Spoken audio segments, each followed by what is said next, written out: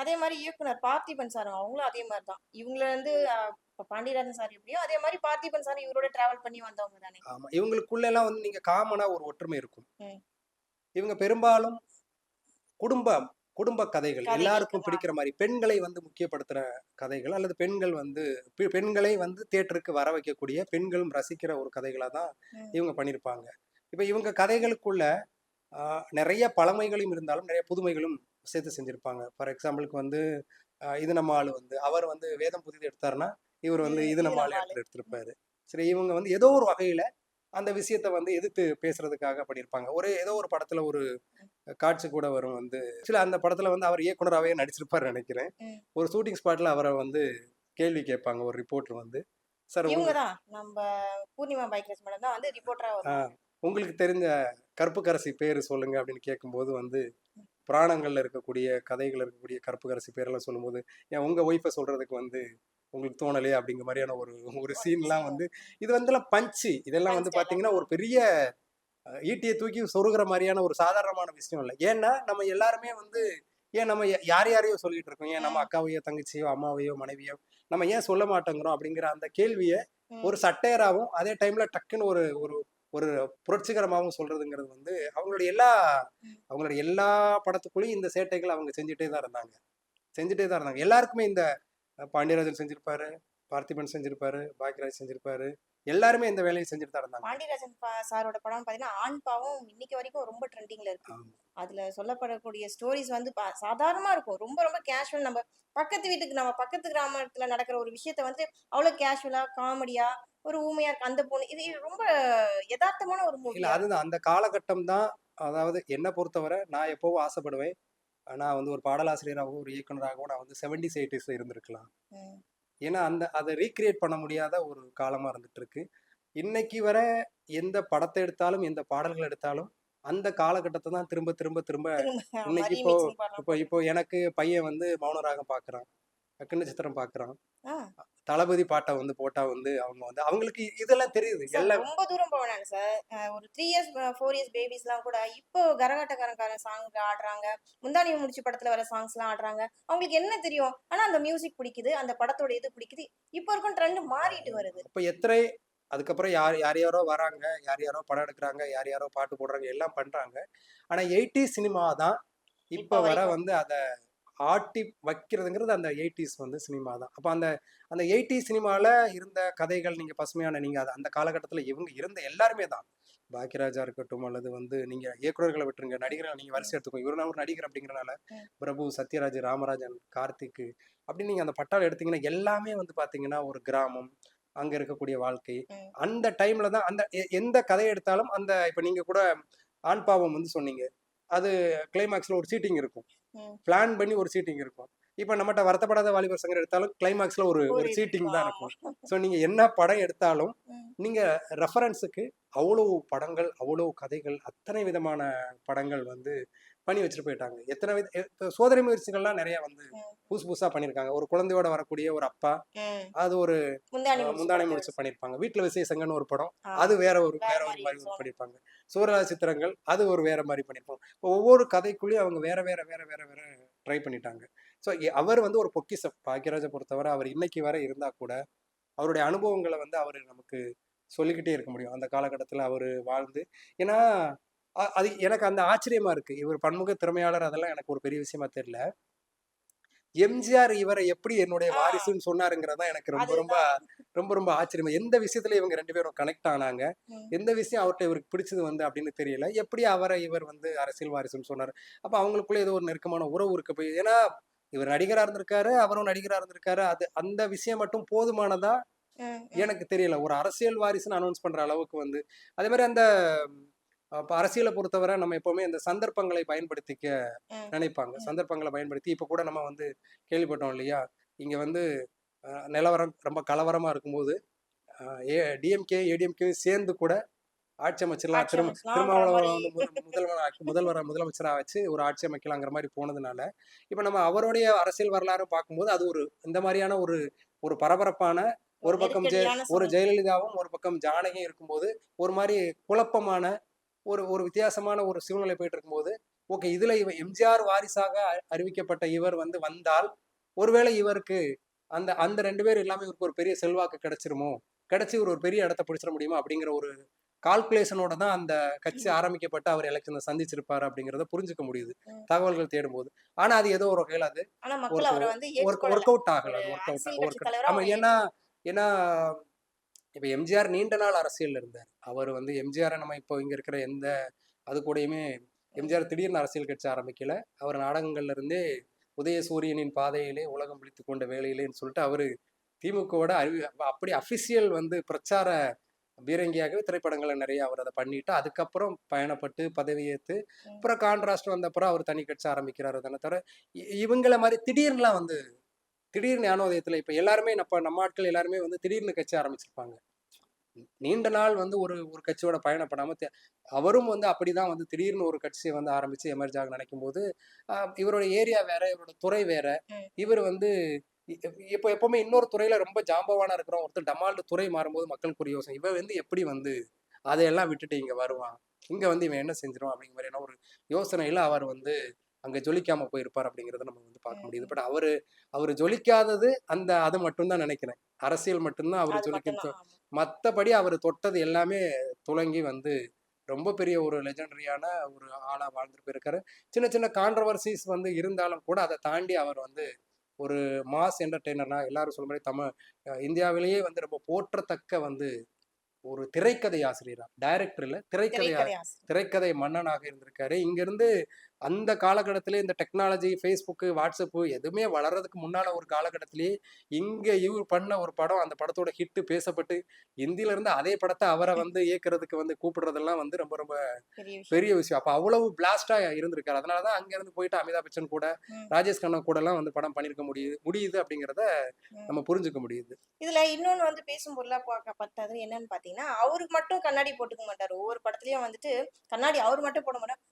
தன்னோட கூட நடிக்கிற ஹீரோயினுக்கும் கண்ணாடி போட்டு விட்டுருவாரு. இதுதான் அவருடைய ஹைலைட்டா இருக்கும். எல்லாரும் வேற படத்துல இவங்கள அழகா காமிச்சிருப்பாங்க ஹீரோன்னு. ஆனா இவரோட பர்ட்டிகுலர் இவரோட படத்துல யாரா இருந்தாலும் ஹீரோ நான் கண்ணாடி போட்டா நீயும் போடு அப்படிங்கிற மாரி இருக்கும். இன்னொன்னு டான்ஸ் அவரு எல்லாருமே பயங்கரமா விமர்சனம். அவருடைய டான்ஸ் வந்து எக்ஸர்சைஸ் பண்ற மாரி தான் இருக்கும். ஆனா பாத்தீங்கன்னா, அவரோட படத்துல சாங்ஸ் எல்லாமே ஹிட்டா தான் இருக்கும். இத பத்தி எப்படி நினைக்கிறீங்க? ஆமா ரசனை இப்போ இந்த டான்ஸை பொறுத்தவரை நம்ம ஒரு ஹீரோ 2 ஹீரோ இல்ல. ஏகப்பட்ட ஹீரோக்களுக்கு இந்த டான்ஸ் வந்து கிட்டத்தட்ட ஜிம்ல போயிட்டு எக்ஸசைஸ் பண்ற மாதிரி தான் அப்படிங்கிற மாதிரி தான் இருக்கு. ஆனாலும் அவருக்கு என்ன வருமோ ஆ. அதை வச்சுக்கிட்டு அவர் வந்து ஜொலிச்சதுதான் அவர் பிளஸ். வந்து நின்னு இப்படி கையாட்டினா அது ஒரு டான்ஸ் இப்போ ஹீரோங்க. மத்தவங்க சொன்னாங்க அப்படிங்கிறதுக்காக ம். ஆம், அவங்கள திருப்திப்படுத்துறதுக்காக அல்லது அவங்க விமர்சனங்களுக்கு பதில் சொல்றதுக்காக வந்து அவரு எதையுமே வந்து ட்ரை பண்ணல. தனக்கு வராத எதையுமே நான் பண்ணி காட்டுறேன்டா அப்படின்னு வந்து ட்ரை பண்ணவே இல்லை. எனக்கு என்ன என்ன வருதோ வருமோ? அதுதான் உங்களுக்கு நான் தரப்போறேன் அப்படிங்கிறதுல அவர் ரொம்ப நடிகரா ரொம்ப கான்சியஸா இருந்திருக்காருல்ல. அது அவருடைய பலம். ஏன்னா எல்லாருக்குமே ஒரு ட்ரிகர் ஆகும் இப்படி சொல்றாங்களே அப்படின்னு சொல்லிட்டு. அதே மாதிரி ஒரு அந்த கண்ணாடி போட்ட விஷயங்கிறது வந்து சினிமாவை பொறுத்தவரை துருத்தலா ஏதாவது விஷயங்கள் இருந்துச்சுன்னா ம். துருத்தலா இருந்துச்சுன்னா அது ஒரு மாதிரி டிஸ்டர்ப் பண்ணும். ம். ம். மற்றவங்களுக்கு படம் பார்க்குறவங்களுக்கு என்ன பண்ணும், இவங்க 2 பேருக்கும் ஒரு ஜோடி பொறுத்து இருந்த மாதிரி இல்லை, அக்கா தம்பி மாதிரி இருக்காங்க, இல்லாட்டி இவங்க ரொம்ப யங்ஸ்டர் சம்திங் ஏதோ ஒரு டிஸ்டர்ப் பண்ணும். இது வந்து நம்ம சின்ன வீடு படத்த எக்ஸாம்பிள் எடுத்துக்கலாம். அந்த அவங்க நல்லா ஃபேட்டா இருப்பாங்க. இவரு கொஞ்சம் அந்த டிஸ்டர்பன்ஸ் வந்து இருக்கக்கூடாது. ம். அந்த டிஸ்டர்பன்ஸ் இருக்கக்கூடாது அப்படிங்கிறதுக்காக சில விஷயங்களை வந்து சினிமாவில் வந்து என்ன பண்ணுவோம்னா நம்ம வந்து கொஞ்சம் வயதான மாதிரியோ ம். கொஞ்சம் வந்து இவங்களுக்கு பொருத்தமா இருக்கிற மாதிரியோ ஆணையும் சரி பெண்ணையும் சரி அல்லது கேரக்டர் ஆர்டிஸ்டாக இருந்தாலும் ஒரு மாற்றக்கூடிய ஒன்று நடக்கும். அந்த வகையில் அவர் அந்த சமன் செய்வதற்காக ஏன்னா ஏன்னா படம் பார்க்குற ஒருத்தனுக்கு ஏதோ ஒன்று வந்து உறுத்தலாக தெரிஞ்சிச்சு அப்படின்னா அவனோட ஃபோக்கஸ் வந்து அந்த உறுத்தல் விஷயத்துல போய் நின்றோம். அதனால அப்படி உறுத்தாத வா அப்படிங்கிற மாதிரியான விஷயங்களுக்காக. ஏன்னா எதை செஞ்சாலும் அதுக்குள்ள அவங்க ஒரு காரணம் இல்லாமல் செஞ்சிருக்க மாட்டாங்க. அந்த காரணத்தை பேஸ் பண்ணி அவரு என்ன அதான் சொல்றேன்னா இப்போ வர நாங்க வந்து அசிஸ்டன்ட் டைரக்டர்ஸ் வந்து நாங்க பண்ணும்போது நான் நினைக்கும் போது அந்த காலகட்டத்தில் அவங்க ஒரு ஒரு ஒரு ஒரு டெப்த்தான ஒரு ஒரு 4-5 பேர் உட்காந்து டிஸ்கஸ் பண்ணும்போது எவ்வளவு விஷயங்களை அலாசியா எனக்கெல்லாம் டிஸ்கஷன்ல இருக்க ரொம்ப பிடிக்கும். மீன்ஸ் என்னை விட சீனியர்களோட நிறைய படங்கள்ல பணியாற்றின அனுபவங்களோட வந்து டிஸ்கஷன்ல இருக்கிறது ரொம்ப ரொம்ப பிடிக்கும். நீங்க நிறைய விஷயங்கள் ஷேர் உலக பண்ணுவாங்க சார். சினிமால இருந்து உள்ளூர் சினிமால இருந்து வந்து அப்படியே கொட்டிக்கிட்டே இருக்கும் தகவல். எதை சொன்னாலும் இந்த ஒரு படம், எதை சொன்னாலும் இந்த ஒரு காலம் அப்படி சொல்லுவாங்க. அது ஒரு பெரிய நிறைய நேரங்கள்ல நம்ம இன்புட் கொடுக்கறத தாண்டி நம்ம மத்தவங்கலாம் சீனியர்களா இருக்கும்போது சீனியர்ஸ். அப்போ அந்த ஒரு இன்னைக்கெல்லாம் அவ்வளவு பெரிய டிஸ்கஷன்லாம் ரொம்ப ரொம்ப கம்மி தான். ஏன்னா இன்னைக்கு டிஸ்கஷன் பண்ற அளவுக்கு எல்லாத்துக்கும் ஸ்டஃப்பும் இல்லை, அனுபவங்களும் இல்லை, கம்மியான பேர்கிட்ட கொஞ்சம் பேர்கிட்ட இருக்குமா இருக்கும். ஸோ அப்படி ஒரு டிஸ்கஷன் நடந்த காலகட்டங்கள்ல இருந்து அவ்வளோ பெரிய, ஏன்னா எல்லார் படத்துலையும் எல்லாருமே ஒர்க் பண்ணியிருக்காங்க வந்து.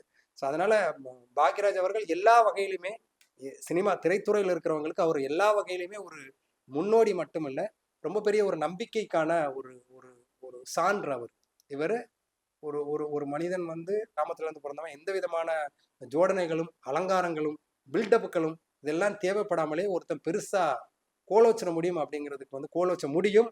அவன் மேல அவனுக்கு நம்பிக்கை இருந்தா, அவனுக்கு திறமை இருந்தா, அதை வந்து அந்த திறமைய ரொம்ப நுட்பமாக பயன்படுத்த தெரிஞ்சா வந்து ஒருத்தன் ஒரு பெரிய ஆளா வந்து கோலோச்சிட முடியுங்கிறதுக்கு அவர் ஒரு பெரிய எக்ஸாம்பிள் அவரு. எக்ஸாம்பிள். ஆல்மோஸ்ட் எல்லா ஹீரோயின் கூட நடிச்சிட்டாருங்களா? ஒரு 80s 90s இருக்க எல்லா ஹீரோயின் கூட நடிச்சிட்டாங்க. ஆமா, அவர் ஒரு முன்னணி நடிகரா இருந்திருக்காரு, முன்னணி நடிகர் கம் இயக்குனரா இருந்திருக்காரு. அவர் அவர் இயக்குற படங்கள் பேசப்பட்டிருக்கு, அவர் நடிக்கிற படங்கள் பேசப்பட்டிருக்கு.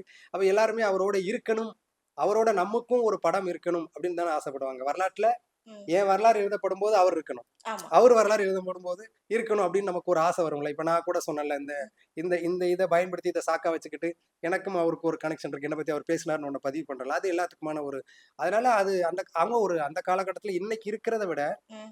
அவங்க எல்லாருமே ரொம்ப ஒரு பெரிய குடும்பமா அவங்களுக்குள்ள ஒரு பெரிய அண்டர்ஸ்டாண்டிங்கோட தான் இருந்திருக்காங்க. ராதிகாவை பார்க்கும்போதும் சரி, ஊர்வசி. பாரதிராஜை பார்க்கும்போதும் சரி, கௌதமியை பார்க்கும்போதும் சரி, எல்லாருமே அவங்களுக்குள்ள பார்க்கும்போது பாத்தீங்கன்னா அம்பிகா, ராதா எல்லாருமே அவங்க ரொம்பவே ஒரு ஒரு ஒரு கொண்டாட்டமான ஒரு காலகட்டத்துல அழகா வந்து ஒருத்தருக்குள்ள ஒருத்தர் வந்து வெறுமனே ஹீரோ ஹீரோயின், டைரக்டர் ஹீரோயின் அப்படிங்கறத தாண்டி எல்லாத்துக்கும், ஏன்னா இன்னைக்கு இருக்கிற ஹீரோ வந்து ஒரு படத்துலயோ ரெண்டு படத்துலயோ ஒரு ஹீரோயின் கூட, அல்லது ஒரு டைரக்டர் ஒரு படத்துலயோ ரெண்டு படத்துலயோ ஒரு ஹீரோயின் கூட ஒர்க் பண்றதே பெரிய விஷயமா இருக்கு. ஆனா அவங்க திரும்ப திரும்ப ஒர்க் பண்ணிருக்காங்க, ஆமா. 15 படம் 20 படம் ஒர்க் பண்ணிருக்காங்க. அப்ப எவ்வளவு இருக்கும். ஸோ அதனால அவங்க வந்து இந்த டைரக்டர் ஹீரோ அல்லது டைரக்டர் ஹீரோயின், ஹீரோ ஹீரோயின் அந்த உறவை தாண்டி ஒரு குடும்ப நண்பர்களாகவே அவங்க இருந்திருக்காங்க. அதான் நம்ம திரும்ப திரும்ப திரும்ப ஒவ்வொரு நிகழ்ச்சிகளையும் நம்ம பார்த்துட்டே இருக்கோமே. ஆமா. ரீசென்ட்டா கூட ஒரு அவருக்கு வந்துட்டு அவரோட பர்த்டே செலிப்ரேஷன் வந்து ஒரு பெரிய விழாவா எடுத்து பண்ணியிருந்தாங்க. அப்ப பர்ட்டிகுலரா ஊர்வசி மேடம் அவங்களுடைய எக்ஸ்பீரியன்ஸ ஷேர் பண்ணா ரொம்ப காமெடியா இருந்தது. இன்னொரு பக்கம் ராதிகா மேடம் அவங்க நடிச்சது. நாங்க 2 பேரும் முகத்த பார்த்தே பேச மாட்டோம். டயலாக் சொல்ல மாட்டோம். ஏன்னா சிரிச்சுருவோம். ஆனா நீங்க நெறைய படத்துல பார்த்தீங்கன்னா, நான் அவர் முகத்த பார்க்காம தான் நான் டயலாக் சொல்லியிருப்பேன் அப்டின்னாங்க. அவங்களோட அனுபவத்தையும் நம்ம கிட்ட சொல்லியிருந்தாங்க. அது உங்களுக்கு தெரிஞ்ச நெறைய பேர் இருப்பாங்களே சார். ஆமா, ரேவதி இருக்காங்க. அதாவது எல்லாருமே இருக்காங்க. இப்போ நீங்க ஸ்ரீபிரியா. நீங்க 2 பேர் சொன்னீங்க இல்லையா? இப்போ வந்து இவங்க ரொம்ப சென்சிட்டிவான ஒரு கேரக்டர். அவங்க எல்லாத்தையுமே வந்து ஃபன்னா பார்க்கக்கூடிய, ஆமா. நகைச்சுவையா, கிட்டத்தட்ட அவர மாரியே ஒரு நகைச்சுவையா பார்க்கக்கூடிய ஒரு முந்தானி கேரக்டர். முடிச்சு படம். ஆமா. அதுக்கப்புறம் இயல்பாவே ஊர்வசியோட கேரக்டரே வந்து இப்ப இப்ப சமீபத்துல அவங்க நடிச்ச ஜே பேபி வர ம். நம்ம அவங்களுக்கு ஒரு ஃப்ளேவர் இருக்கு. ஒரு கேரக்டர் ஒரு ஃப்ளேவர் இருக்கு. அந்த ஃப்ளேவர் யூஸ் பண்றோம். ஸோ எல்லாருமே தங்களோட வாழ்க்கையில மறக்க முடியாத ஒரு காலமா, ஒரு மறக்க முடியாத ஒரு நபரா அவங்க கூட இருந்த காலத்த நினைக்கிறேன். அதனால தான் அவ்வளவு வந்து கனெக்ட்டா இருக்காங்க. ஸோ நம்ம அப்ப அவங்க ஒவ்வொருத்தருக்குமே அப்படி இருக்கும். இப்ப நம்ம அவரோட நடிச்ச அவர் இயக்கத்துல நடிச்ச ஒவ்வொருத்தருக்குமே அப்படிப்பட்ட ஒரு மிகப்பெரிய வந்து நினைவுகள்லாம் வந்து இருந்துட்டே தான் இருக்கும். அது நம்ம வந்து ஒருத்தர் சொல்றத கேட்க தான் நம்ம முடியும். அவங்களுடைய அனுபவங்கள கேட்கும்போது நம்ம அப்பா இவ்வளவு இவ்ளோ இவ்வளவு இருக்கா? இருந்திருக்காங்களே அப்படின்னு நம்ம வந்து ஒரு, இப்ப நம்மளும் வந்து நமக்கும் சினிமால இந்த மாரி அனுபவங்கள் வேணும், இந்த மாரி தான் நம்மளும் பழகணும், இந்த மாரி நம்மளும் நினைவுகள வந்து பின்னாட்களுக்கு வந்து சேர்த்து வைக்கணும் அப்படிங்கிற மாரி தான் அவங்கள பார்க்கும்போது நமக்கு தோணும். பர்ட்டிகுலரா எனக்கு ஞாபகம் இருக்கிற வரைக்கும் ஒரு சில படங்கள் மட்டும் நான் உங்கள்ட்ட ஷேர் பண்ணேன். இந்த ஆர்ஆரோ ஆரிரோ நல்ல காமெடியா இருக்கும். அதுலயும் ஒரு விஷயத்த சொல்லியிருப்பாரு. அதுக்கப்புறம் ராசுகுட்டி படிச்சிருக்க மாட்டாரு. ஆனா வீடு ஃபுல்லா வந்துட்டு ட்ரெஸ்ஸா இருக்கும். ட்ரெஸ் அவரு இந்த மாரி இந்த இந்த இடத்துல நான் வந்துட்டு அது ஒரு போலீஸா இருப்பாரு, திடீர்னு அட்வொகேட்டா இருப்பாரு. இதெல்லாம் பார்த்து அந்த ஹீரோயின் வந்துட்டு ஐயோ! இவ்ளோ பெரிய ஆளாட்டுற மாரி ஏமாத்துற மாரி. அதுலயும் ஒரு காமெடி சொல்லிருப்பாரு. அதுலயும் ஒரு விஷயத்த சொல்லியிருப்பாரு. அதுக்கப்புறம் சுந்தரகாண்டம், முந்தானி முடிச்சு ஆல்ரெடி நம்ம சொன்னதான், தாவணி கனவுகள் இப்படி நெறைய படங்கள் அவர பத்தி சொல்லிக்கிட்டே போனோம்னு வச்சுக்கோங்களேன். இன்னைக்கு ஃபுல்லா சொல்லிக்கிட்டே இருக்கலாம். அவ்ளோ எக்ஸ்பீரியன்ஸான ரொம்ப இன்ட்ரஸ்டிங்கான விஷயங்கள்லாம் இருக்கு. 24 படங்கள் கிட்ட டைரக்ஷன் 24 படங்கள் வந்து டைரக்ஷன் பண்ணியிருக்காரு. சுயமரம்னு ஒரு படம் உங்களுக்கு தெரியும். ஒரு ம். கின்னஸ் முயற்சியாக பண்ண கின்னஸ் ஒரே முயற்சி. நாள்ல படம். அதுலயும் வந்து அதுலயும் ரொம்ப இன்ட்ரஸ்டிங்கான ஒரு போர்ஷன் வந்து அவர் வந்து டைரக்ஷன் பண்ணியிருப்பாரு. அது தவிர 24 படங்கள் அவர் டைரக்ஷன் பண்றதாக நம்ம தகவல்கள் வந்து பார்க்க முடியுது. அதுல மெஜாரிட்டி வந்து ம். அவர் வந்து இயக்கி இயக்கி அதுல அவர் ஹீரோவாவும் நடிச்ச படங்களும் அதுல வந்து லிஸ்ட்ல இருக்கு. ஸோ அதனால ஆ ஆ அவரு வந்து நீங்க இயக்குனர் ஆகறதுக்கு முன்னாடியே பெரிய ஆள் ஆயிட்டாரு. ம். ம். பாக்யராஜ் அவர்கள் இயக்குனர் ஆகும்போது அதுக்கு முன்னாடி அவர் செலிபிரிட்டி. ஏன்னு கேட்டா பாரதிராஜாவோட அசிஸ்டன்ட் அப்படிங்கிற வகையிலேயே அவர் ஒரு பெரிய செலிபிரிட்டி அந்தஸ்துக்குள்ள போயிடுறாரு. அப்புறம் புதிய வார்ப்புகள்ல வந்து அவர் ஹீரோவா நடிக்கும் போதே அவர் இயக்குனர் ஆகிறதுக்கு முன்னாடியே வந்து அவர் வந்து ஹீரோவாக வந்து பார்த்தேன். ஆக்கிடுறாங்க. அதுக்கப்புறம் தான் அவர் டைரக்டராகவே ஒரு சின்ன சின்ன சின்ன கதாபாத்திரங்கள் நடிச்சுட்டு வராரு. அதெல்லாம் ரொம்ப ரொம்ப பாப்புலர் ஹிட் படங்கள். அதுல ஒரு சீன்ல வந்துட்டு போனாலும் பெருசா தெரியிற அளவுக்கான படங்கள். அப்புறம் அவர் ஹீரோவாவும் நடிச்சிடுறாரு. அதுக்கப்புறம் தான் அவர் இயக்குனர் ஆகுறாரு. ஆக அவர் வந்து இந்த இயக்குனர் ஆகுறதுக்கு முன்னாடியே திரைத்துறையை பொறுத்தவரை ஒரு பெரிய செலிபிரிட்டி தான். செலிபிரிட்டி. செலிபிரிட்டி தான். அதுக்கப்புறம் அவர் திருப்பி அவ்வளவு தூரம். அதனால இப்போ வந்து வழக்கமா ஒருத்தர் ஒரு இயக்குனர் ஹீரோ ஆன பிறகு தான் அவர் வாழ்க்கையை பிரிக்கிற மாதிரி இல்லாம, இவருடைய வரலாறை நம்ம எழுதணும்னா, எப்ப இவரு வந்து அசிஸ்டன்ட் டைரக்டரா பாரதிராஜா அவர்கள்ட்ட ஜாயின் பண்ணாரோ, அந்த டைம்ல இருந்தே இவர் ஹீரோ தான். ஆக்சுவலா பாத்தீங்கன்னா 16 வயதுல ஒரு சாங்ஸ்ல வந்து ஒரு சின்ன சீன்ல வருவாரு. அந்த மஞ்சள் தண்ணி எடுத்து தெளிக்கிற சீன்ல. அதுல பார்க்கும்போது ரொம்ப டோட்டல் டிஃபரெண்டா இருப்பாரு. அந்த ஒயிட் கலர் பனியன், அந்த ஒயிட் கலர் வேஷ்டி. பார்க்கவே பாக்கியராஜ் சார்னா திருப்பி திருப்பி நம்ம போய் பார்க்குற மாரி இருக்கும். அவர்தானா அப்படிங்கிற மாரி. ஏன்னா அதுல கண்ணாடி இருக்காரு. இவருடைய ஹைலைட்டே வந்து அந்த கண்ணாடி தான். இன்னொன்னு கண்ணாடி, வாட்ச், பென். இது இன்னொன்னு 3 இப்போ தான் ஹைலைட். ஒருப்பாங்க சூப்பர் ஸ்டார், சூப்பர் ஆக்டர் அப்படிலாம் வந்து அவங்கவங்க வேற என்னென்ன எதையோ வச்சு அவங்களுக்கு ஒரு தனி அடையாளத்தை எடுத்துக்கிட்டாங்க. ஆனா நம்ம ஆளும் பாருங்க. இது நம்ம ஆளும் பாருங்க. இவருமே இவருக்கு ஒரு யூனிக்கான பாக்கியராஜ் அப்படின்னா, ம். அவரோட தோற்றம், அவரோட கண்ணாடி, அவரோட ட்ரெஸ்ஸிங் ஸ்டைலு, அவரோட பேச்சு, அவரோட பேச்சுல இருந்து எல்லாமே இவருக்குமே ஒரு ஒரு யூனிக் அடையாளம் வந்து ஃபைட்னாலே ஒரு மறக்க முடியாது. டூப்ளிகேட் பண்ண முடியாத அளவுக்கு ஒரு யூனிக் பர்சனா தான் அவரு இருக்காரு. அதுவே ரொம்ப ரொம்ப ஸ்பெஷலான வந்து கொண்டாட்டத்துக்குள்ள ஒரு விஷயம் தான் வந்து. அவர வந்து இன்னைக்கு இந்த நீங்க வந்து தமிழ்நாடு அ திரை எழுத்தாளர்கள் சங்கத்துல வந்து ம். பொறுப்புல இருந்திருக்காரு. இயக்குனர்கள் சங்கத்துல பொறுப்புல இருந்திருக்காரு. நெறைய வந்து கதை திருட்டு விஷயங்கள்ல வந்து நியாயமா நடந்துக்கிறதுக்காக வந்து சங்கத்துல பொறுப்புல இருக்கும்போது நெறைய வந்து ம். யாருடைய கதை திருடப்பட்டதோ ம். அவங்களுக்கு வந்து ஃபேவரா இருந்திருக்காரு. ஓ! அவருடைய கதை படமாகும்போது கூட அத பிரச்சனையாயி, அந்த பிரச்சனையும் நியாயமான முறையில வந்து சால்வ் பண்ணியிருக்காரு. உதவி இயக்குனர்கள பொறுத்தவரை அவர்ட்ட போனா ஒரு ஒரு நியாயம் கிடைக்கும் அப்படிங்கிற ஒரு பேச்சும் வந்து நான் கேள்விப்பட்டிருக்கேன். ஒரு ஒரு கதை திருட்டு மாரியான விஷயங்களோ, அல்லது வேற ஏதாவது விஷயங்களோ, பாக்கியராஜ் சார் நியாயமா நடந்துப்பாரு. ம். அப்படிங்கிற மாரியான விஷயங்களையும் நம்ம வந்து அவர பொறுத்தவரை நம்ம வந்து கேள்விப்பட்டிருக்கோம். மொத்தத்துல எல்லாருக்கும் பிடிச்ச ஒரு மனிதனாக வந்து எப்போதும் வந்து கொண்டாடுற இப்போ வாழ்க்கையில இருக்கிற அத்தனை பிரச்சனைகளை தாண்டி, அத்தனை கவலைகளை தாண்டி, அவருடைய படங்கள் ஏதோ வந்துன்னா, அவர் ஏதோ ஒரு பாட்டு வந்துச்சுன்னா, நம்ம வந்து அத ஒரு ஒரு ஹாப்பினஸ்ங்கிறத தாண்டி, ஒரு ஒரு நகைச்சுவை அதுக்குள்ள இருக்கிறது ஆமா. நம்ம வந்து ஒரு ஒரு அதுல நம்ம லயிச்சு போயிடுறோம். ஸோ அப்போ அவர் நமக்கு நெறைய விஷயங்கள் அவர் நமக்கு தந்துட்டு போயிருக்காரு. ஒரு ஒரு வரலாற்றுக்குள்ள அவர் இல்லாம தமிழ் சினிமாவோட வரலாற்றை எழுத ம். முடியாதுங்கிற ஒரு பெரிய ஆளா இருந்துட்டு போயிருக்காரு. இருந்தாலும் வந்து இது திடீர் மரணம் மாறி. தான். ஏன்னா ரொம்ப பேர் எக்ஸ்பெக்ட் அதிர்ச்சி. பண்ணப்பட்டு அப்படிலாம் இல்லாம அவருடைய குருநாதர் இறந்து ஒரு 15 நாள் ஆகுறதுக்கு முன்னாடியே வந்து 10, 15 நாள் டைம் கேப்லயே வந்து அவர் இறந்து போனாருங்கிறது வந்து அதுதான் கொஞ்சம் கூடுதலான ஒரு ஆ. ம். துயரமாக இருக்கு. வேற. வந்து கொஞ்சம் கேப்பா இருந்தா கூட பரவால்ல. ஒருவேளை இவரு இப்ப இப்ப நெறைய இடங்கள் நம்ம கேள்விப்பட்டிருப்போம். கணவன் இறந்த உடனே வந்து மனைவி கொஞ்ச நாள்ல இறந்துருவாங்க. ஒரு வாரத்துல அல்லது மனைவி இறந்த உடனே கணவன் கனவு. இறந்துருவாங்க. அது மாதிரியான ஒரு ஏதோ ஒரு கனெக்ஷன தான் நம்ம அது அதாவது அப்படி மனசுக்குள்ள அந்த ஆ துக்கத்தையே வச்சுட்டு வெளியில சொல்ல முடியாம அது மனசுக்குள்ளேயே அப்படியான்னு நமக்கு தெரியாது. தெரியாது. ஆனா இப்போ இப்போ இருக்கலாமோ அப்படிதான் அப்படின்னு அப்படிதான் வந்து தோணுது. பேசு ம். பொருளாக வந்து ஆயிட்டு இருக்கு. எனவே அவருடைய வந்து அவருக்கு நம்ம எப்பவுமே வாழ்நாள் முழா அவருக்கு நன்றி சொல்ல கடமைப்பட்டிருக்கோம். அவர கொண்டாட கடமைப்பட்டிருக்கோம். அவர் குடும்பத்திற்கு வந்து அ அவருடைய இழப்ப தாண்டி அவங்க வந்து வர்றதுக்கு நம்ம வந்து அவங்களுக்கு ஆழ்ந்த இரங்கலை, அனுதாபத்தையும் அவங்களுக்கு தெரிவிச்சுக்கிறோம். ரொம்ப நன்றி சார். தொடர்ந்து பேசுவோம். ரொம்ப நன்றி.